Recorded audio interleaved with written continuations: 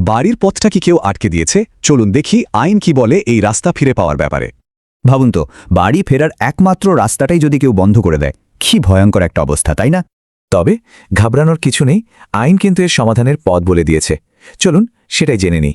আজকের আলোচনাতে থাকছে তাৎক্ষণিক আর স্থায়ী প্রতিকার, একটা খুব জরুরি আইনি বিষয় আর সঠিক কৌশল।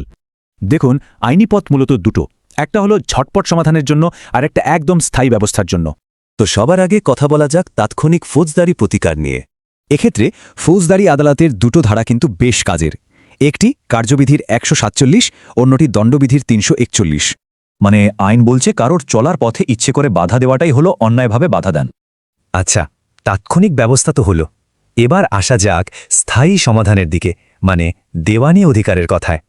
দেওয়ানি আদালতের একটা বড় হাতিয়ার হল বাধ্যতামূলক নিষেধাজ্ঞা, সোজা কথায় বাধা সরানোর নির্দেশ। তবে হ্যাঁ, দেওয়ানি আদালতে কিন্তু রাস্তা ব্যবহারের অধিকারটা আগে প্রমাণ করতে হবে। সাধারণত যদি কোনো রাস্তা ২০ বছরের বেশি সময় ধরে ব্যবহার করা হয়, তাহলে একটা আইনি অধিকার জন্মায়। কিন্তু যদি ওই রাস্তাটায় বাড়িতে ঢোকা বেরোনোর একমাত্র পথ হয়, তখন কি হবে? এখানেই আসছে আইনের সবচেয়ে বড় আর শক্তিশালী যুক্তিটা। একেই বলে আবশ্যিক সুখাধিকার। মানে যেহেতু অন্য কোনো পথ নেই, তাই এই অধিকারটা আইনত তৈরি হয়ে যায়। আর সবচেয়ে বড় কথা হলো, এক্ষেত্রে কিন্তু ওই ২০ বছর ব্যবহারের নিয়মটা খাটে না। বেশ, আইন তো জানা হলো, এখন দেখা যাক মামলাটা করতে হবে কিভাবে।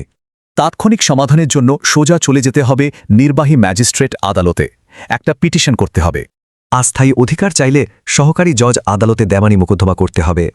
তাহলে সব মিলিয়ে চূড়ান্ত কৌশলটা কি দাঁড়ালো? বুদ্ধিমানের কাজ হল ফৌজদারি আর দেওয়ানি দুটো মামলাই একসাথে চালানো। আইনি পথ তো জানাই হলো, এবার নিজের অধিকার আদায়ে প্রথম পদক্ষেপটা নেওয়ার পালা, তাই না?